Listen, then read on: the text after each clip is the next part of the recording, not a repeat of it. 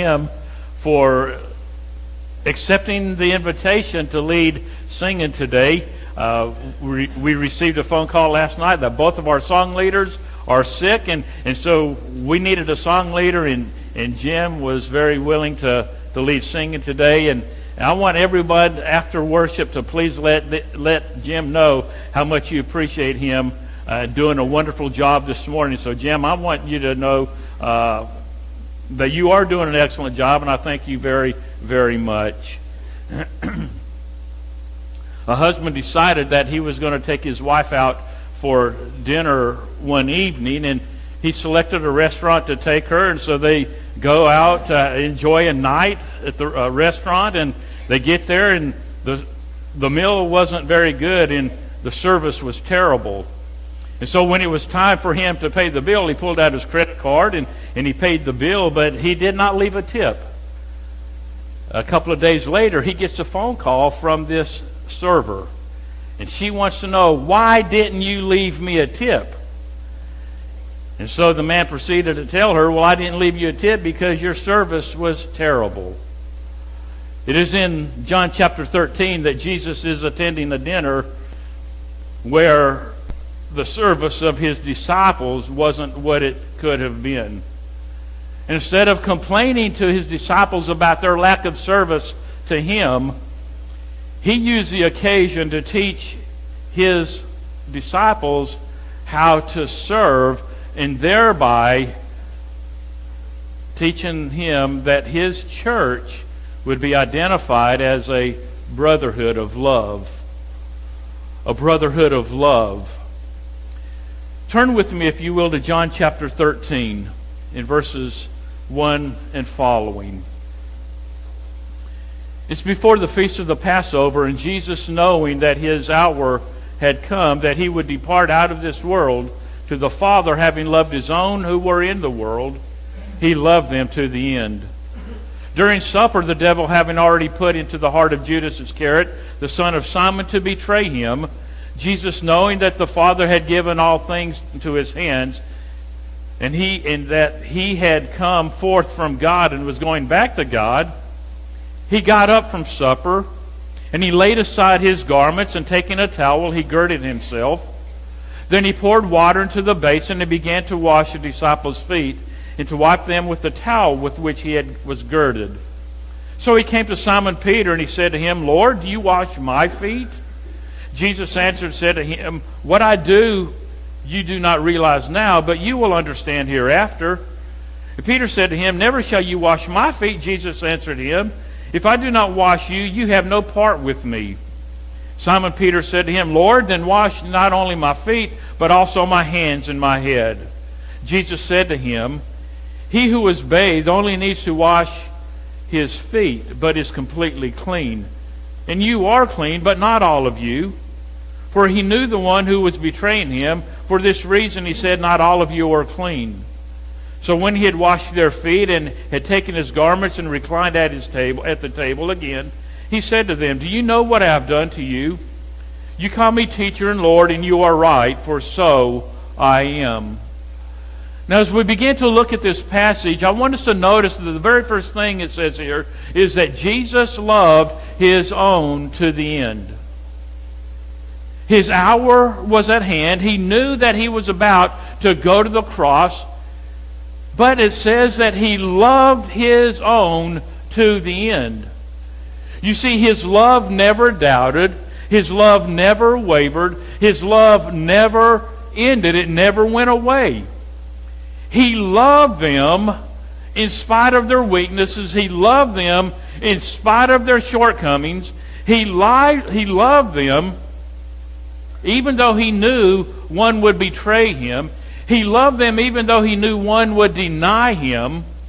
He loved them when he was arrested. He loved them when he was mocked. He loved them when he was spat upon. He loved them when that crown was forced upon his head. He loved them while they were nailing him to the cross. He loved them while he was suspended on the cross. He loved them to the end. He loved them unconditionally. He loved them unselfishly, and he loved them sacrificially. And he demonstrates his love for them by becoming the God of the towel and humbly serving them by washing their feet. And he washes their feet, when indeed they should have already washed his feet. But his love was so great for them that he begins to wash their feet. And he comes to Simon Peter. And Peter is not going to let him wash his feet. And Jesus says, well, if you don't let me wash your feet, then you have no part of me. And so he relented. And he let him wash his feet. And after having washed their feet, he put his garments back on. And he asked them this question. Do you know what I have done to you? Well, it seems kind of a strange question, right? I mean, he just washed their feet. But he says, do you know what I have done to you? He says, you call me teacher and Lord, and you are right, for so I am. But do you really know what I have done to you? Do you understand that I am your teacher and you are my followers? Do you understand that I am your Lord? That is, I am your master and you are my servants? Do you understand? And even though I am your master and you are my servants, I have demonstrated my love for you by washing your feet. In spite of your faults, in spite of your weaknesses, I love you so much that I am willing to serve you. Looking at Judas, I love you, Judas, and yet I know that you're going to betray me. Peter, I know that you're going to deny me, but I want you to know that I love you so much that I am willing to put on humility and wash your feet. I love you so much that I am willing to do the most menial task of washing your feet. I love you so much that I will humble myself before you and I will become your servant and wash your feet. How do you suppose the disciples felt? Were they embarrassed? Were they ashamed? Were they humbled? He loved them so much that he was willing simply to do the menial task of washing their feet, to demonstrate what true love is, to demonstrate that his church would be a brotherhood of love, and then to drive the point home. In verses 14 through 17, he says, if I then, the Lord and teacher, wash your feet, you also ought to wash one another's feet. For I gave you an example that you should do as I did to you.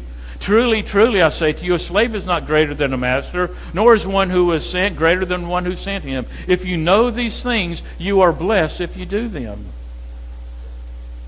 So notice that Jesus reminds them that he is their Lord. He is their master and he is their teacher. And yet he washes their feet.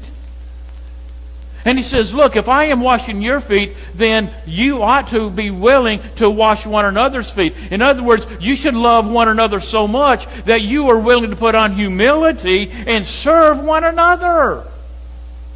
And I gave you this example that you should do as I have done to you. And he says that if you will follow my example, if you will love one another so much that you will become servants of the towel and wash one another's feet, you will be blessed in what you do.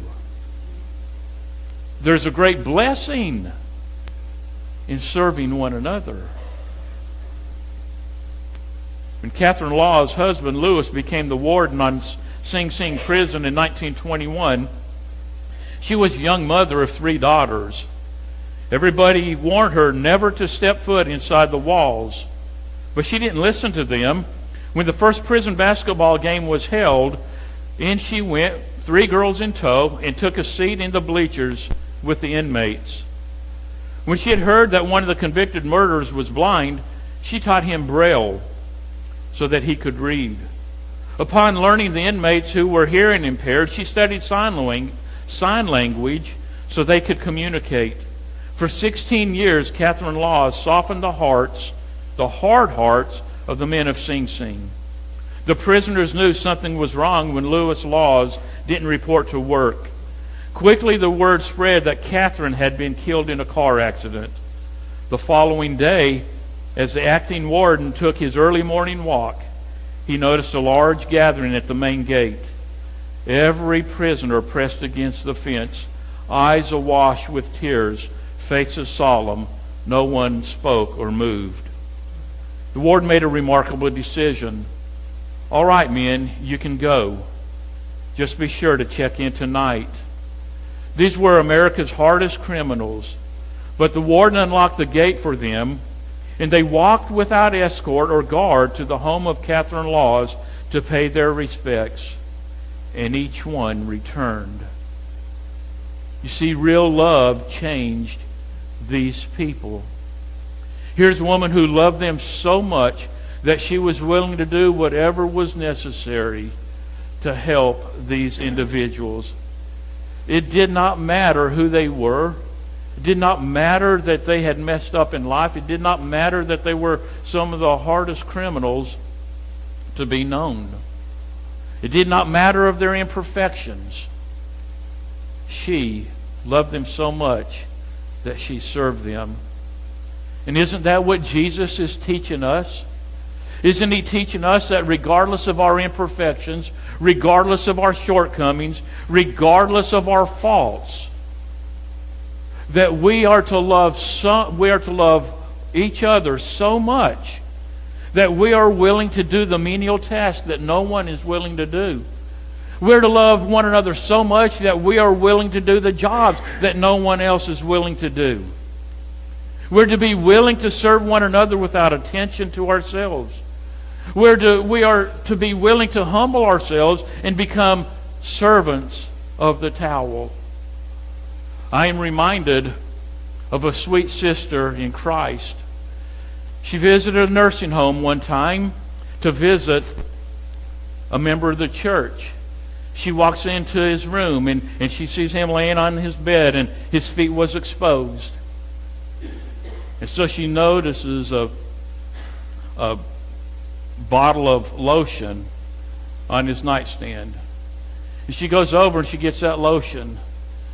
And she begins to rub his feet with that lotion. And after she rubs his feet with that lotion, she then begins to give him a homemade pedicure. And you know what I mean. She was willing to do a task that not even the CNAs were willing to do. And you see, that's what Jesus is teaching. That's what he's talking about. That we are to love one another so much that we show our love for one another by serving one another, doing the menial things that no one else is willing to do. And then, to emphasize the importance of this, Jesus says in verses 34 through 35, "A new commandment that I give you, that you love one another, even as I have loved you, that you also love one another. By this all men will know that you are my disciples, if you have love for one another." Now notice what Jesus is saying here. A new commandment that I give you. Well, why is it a new commandment? Well, the old commandment was that one was to love his neighbor as himself. But you see, that commandment wasn't good enough for Jesus' disciples. That commandment was not good enough for Christians. A new commandment is that we are to love one another even as he has loved us. Well, how did Jesus love his disciples? How does Jesus love us? Well, when he says that you are to love one another even as I have loved you, he demonstrated how much he loved them by becoming the God of the towel and serving them. He loved them unselfishly. He loved them sacrificially. And he loved them unconditionally. And he served them rather than they serving him. That is the way that we are to love one another. We're to love one another unselfishly, unconditionally, sacrificially, and we show our love for one another when we are willing to serve one another. And he says that when we love one another in this way, he says, then others will know that we are his disciples. People will take note if we are loving one another the way that Jesus has loved us. They will notice that we are different. Our love will be a distinctive identifying characteristic that we are disciples of Jesus Christ. It will set us apart from the rest of the world. They will notice something different about us. They will take note of it, and they just might want to be a part of us. But conversely, if we are angry with one another, and if we are fighting with one another, if we are arguing with one another, if we are quarreling with one another, and if we are divided against one another, then the world will take note of that also, and that will surely drive them away. A new commandment that I give you, that you love one another, even as I have loved you, that you also love one another. By this all men will know that you are my disciples, if you have love for one another. It is in 1 John chapter 3, verses 16 through 18. We know love by this, that he laid down his life for us. And we ought to lay down our lives for the brethren. But whoever has the world's good and sees his brother in need and closes his heart against him, how does the love of God abide in him? Little children, let us not love with word or with tongue, but in deed and truth. And isn't this very similar to what Jesus says back in John chapter 13? That we're to love in deed and truth. It isn't about lip service, but it is indeed to love in deed and truth. If a brother or sister is without clothing and in need of daily food, and one of you says to them, go in peace, be warmed and be filled, and yet do not give them what is necessary for the bodies, what use is that? Is that really loving in deed and truth? I don't think so. This past week we have all been reminded of the tragedy that has taken place in Houston with Hurricane Harvey. It's just horrible. No one should experience something like that. No one wants to experience anything like that. We've seen the tragedy. We've seen all the horrible videos and all the horrible pictures. One of the most troublesome pictures, one of the saddest pictures, was seeing those sweet ladies in the nursing home. And they were in their recliners. They were in the wheelchairs. And water up to their chest. And they were knitting. How horrible. And so one of the daughters found out what was happening. And she goes to social media. And after social media, it goes viral, that picture. And in a short while, there are people there to rescue them. Just a horrible event that took place this past week. But as someone said, what we witnessed was the worst of Mother Nature, but the very best of humanity. You see, here were people coming together, and they weren't giving lip service to one another. They weren't saying, man, you know what? You really have it bad. You're really suffering. Well, have a good day. And they weren't saying, oh, don't worry about it. Everything is going to be okay. And they certainly were not saying to one another, peace to you, be warm and filled. No, what were they doing? They were serving one another. You have neighbors, you have friends, you have strangers, you have relatives who were coming together to help one another. They were able to set aside their differences. They were able to set aside their imperfections. They set aside their feelings. They set aside the skin color. They set aside their political views. It did not matter. They all came together and they were helping one another. They were serving one another. And they showed their love for mankind by helping one another. How much more are we to do the same? We're God's people. We're brothers and sisters in Christ. And isn't that what we should be doing? Isn't that how we should be willing to demonstrate our love to one another? Are we not to love one another in deed and truth? We are. We read in Hebrews chapter 10, verses 24 and 25, that we're to stimulate one another to love and good deeds, and that we are to encourage one another. Stimulate one another to love and good deeds. The word stimulate means to rouse to action. It means to spur on. When I think of to rouse someone to action, to rouse someone to get up, I think of my mom. And when I was a boy in school, and when it came time to get up in the morning to go to school, I didn't want to get up. And so my mom would come in, she'd say, it's time to get up, time to go to school. And I would just turn over because I didn't want to get up. And so my mom, eventually, she would come in, and let me tell you what, she would rouse me to action. Because she would take the fly swatter, or she would take her house slipper, or she might take her hairbrush, whatever it was needed to rouse me to action, to get up and get ready for school, then I would do it. And that's what we're to do. We're to stimulate. We're to spur one another on by ways of encouragement, to stimulate one another to love and good deeds. Isn't it interesting that sometimes you and I need to be stimulated? We need to be encouraged to love one another. And we need to be stimulated to good deeds.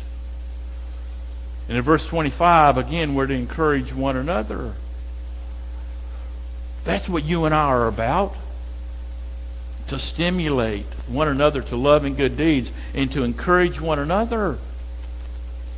And there are many opportunities for us to practice these verses. There are many opportunities for us to practice. And when we stimulate one another to love and good deeds, are we not encouraging one another? And are we not showing our love for one another when we do this? On Monday nights, there's a group that comes together called Monday Night for the Master. And they get together and they meet over in the fellowship hall and they write encouragement cards. And they send these encouragement cards to our guests. They send them to those who are sick, to those who are celebrating birthdays and anniversaries. And I can promise you that not only are those who receive the cards encouraged, but those who write the cards are encouraged as well. There's another group that meets together once a month or thereabout, and they put together care packets. And they send those care packets out to others. Maybe college students, maybe shut-ins, maybe somebody who's deployed. And I can promise you that both the receiver and the giver is encouraged. And maybe you need to be stimulated to love and good deeds, and by joining in doing that, they would not turn you away, I promise you. It'd be a good way for you to get involved so that you can encourage others, so that you can demonstrate your love for others.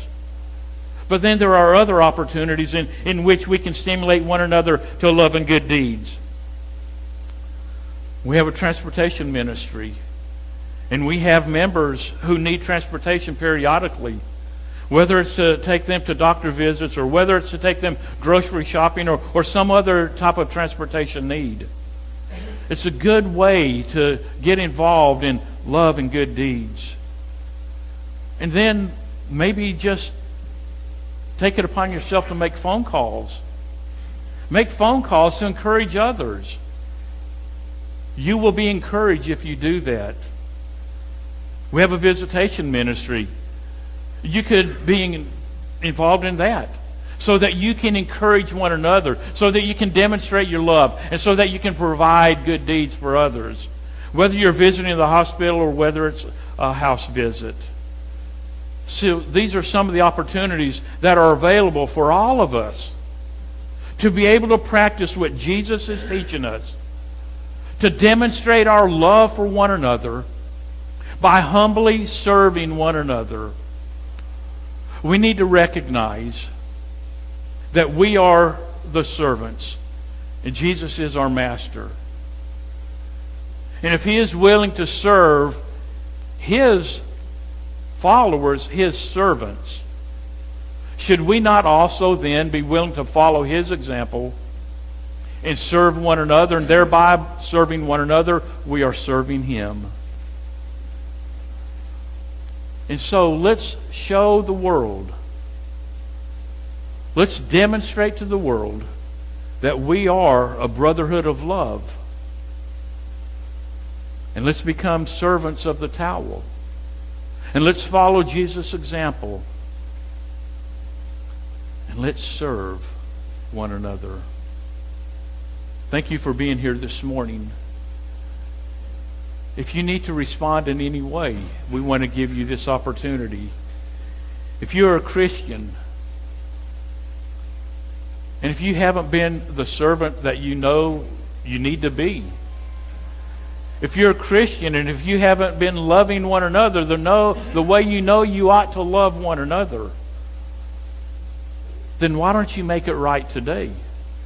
Do what is necessary. Repent if it is necessary. And become that great example that Jesus is asking us to follow. And if you are not a Christian today, I can't think of a better day than today for you to become a Christian by obeying the gospel of Jesus Christ. Why don't you come while we stand and sing?